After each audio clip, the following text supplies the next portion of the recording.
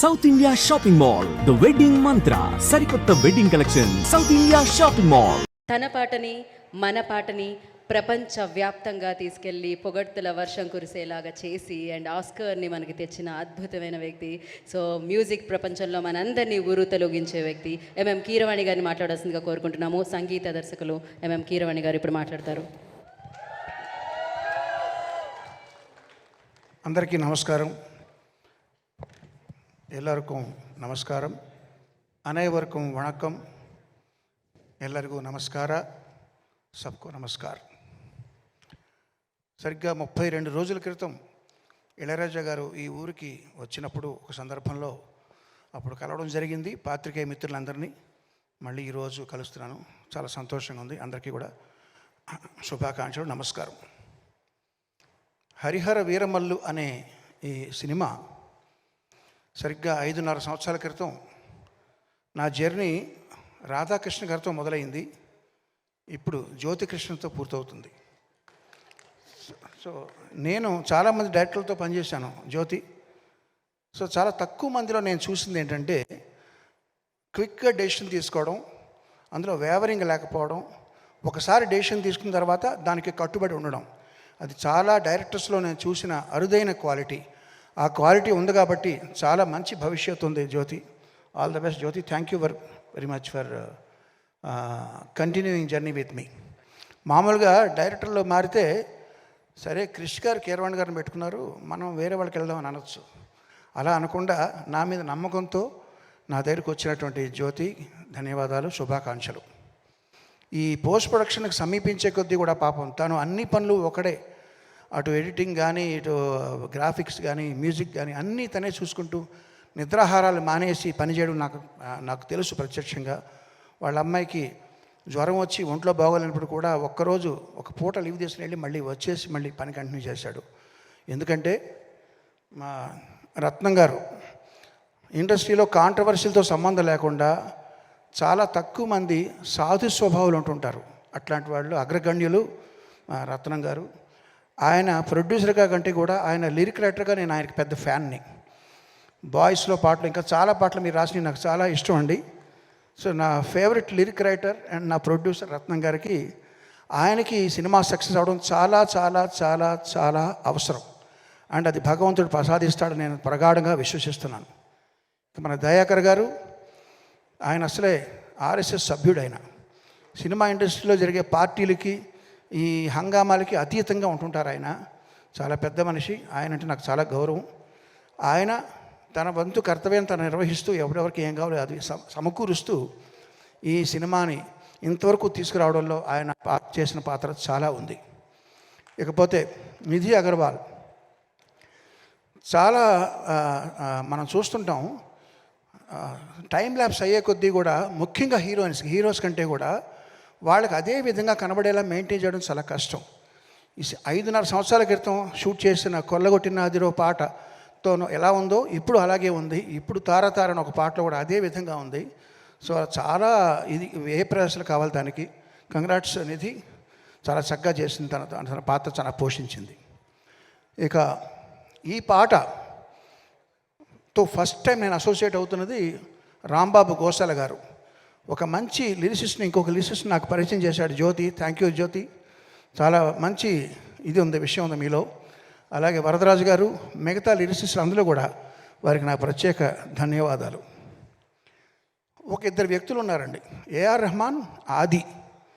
వాళ్ళలో స్పెషాలిటీ ఏంటంటే ఇట్లాంటి ఆవేశపూరితమైన పాటలు బాగా రావాలంటే కోరస్ పాత్ర చాలా ప్రధానం. ఇందులో మీరు గమనించారో లేదో సోలో వాయిస్ లేదు, మొత్తం అంతా కోరసే పాడారు. ఇదివరకు మేము ఒక పాట ఎస్పి బాలు, చిత్ర, బృందం అని ఇచ్చేవాళ్ళం క్రెడిట్స్.